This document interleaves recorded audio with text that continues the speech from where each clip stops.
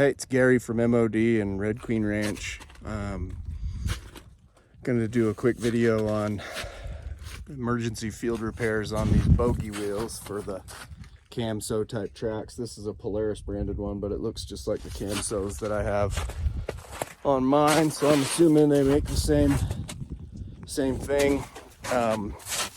One of the best things I did when I got these tracks was I called a place called, I think it's UTV Tracks, and I asked their maintenance guy what parts I should buy, and I bought every part that he recommended and had on hand. And one of the things he told me was the only thing he carries in his rig with these tracks is a large bogey wheel, because you can make it back to your shop with a small bogey gone, but not a big bogey, because the tracks can potentially come off. And as you can see, my neighbor's rig here, he's lost a big bogey wheel right here.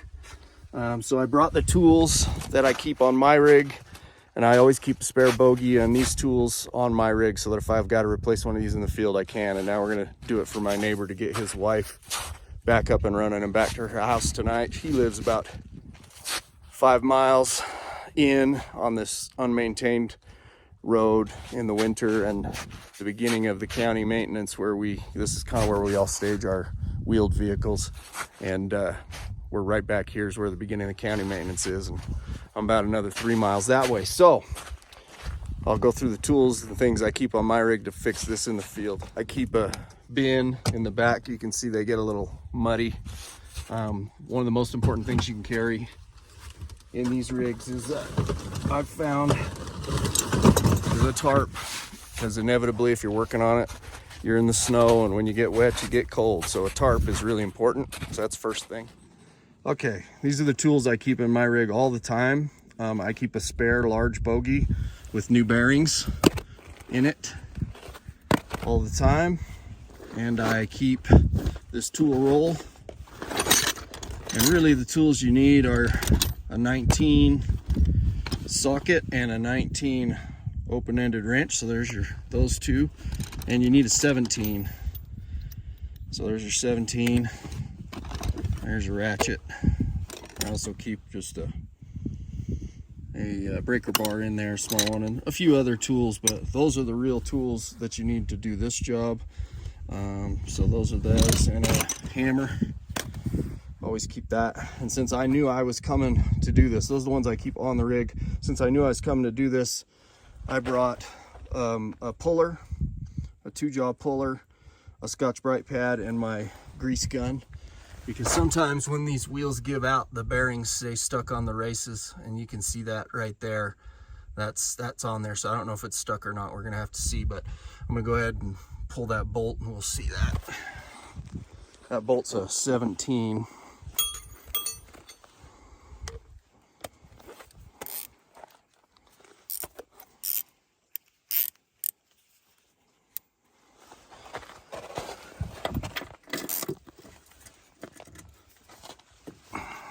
Sometimes that bolt may or may not be there, so I've gone to carrying a spare bolt with that spare wheel, but every wheel I've lost, the bolt's still been there.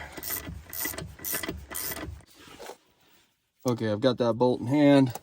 So you can see we got a piece of the bearing there. That's the inner bearing race.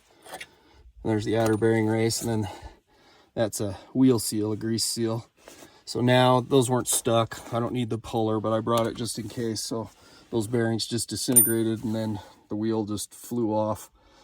So now I'm just gonna clean that up with a Scotch-Brite pad, get some grease on that wheel seal, get it back on, put the new wheel on with some grease.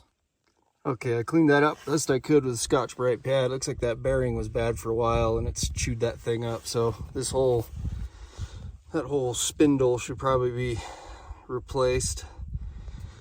But for the field, just to get her back going, we're not going to mess with it. So then we've got this wheel seal. We're going to seat that back on after I wipe it off and put a layer of grease, a bead of grease on the inside rim here to seal the back side of the wheel.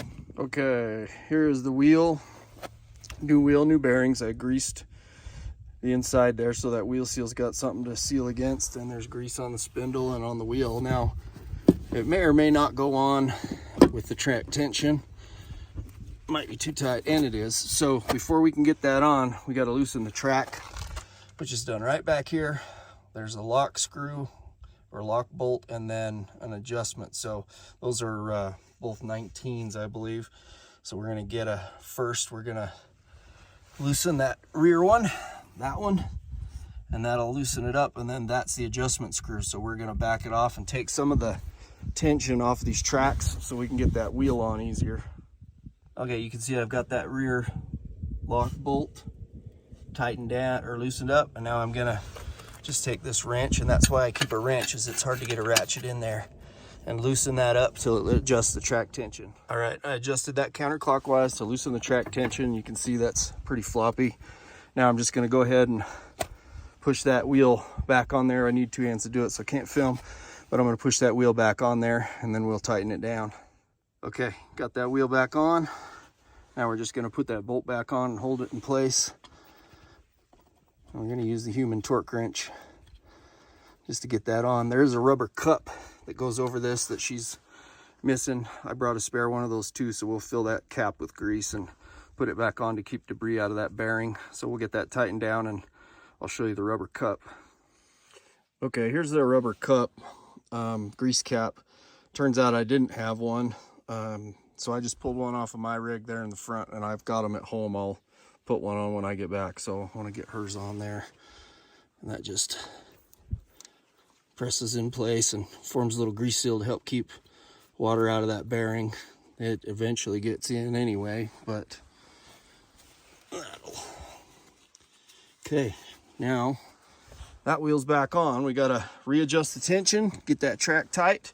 So we'll turn that adjustment screw with our 19 back out till we can get just a little bit of deflection, and then we'll tighten that rear to lock it down, and back on the road.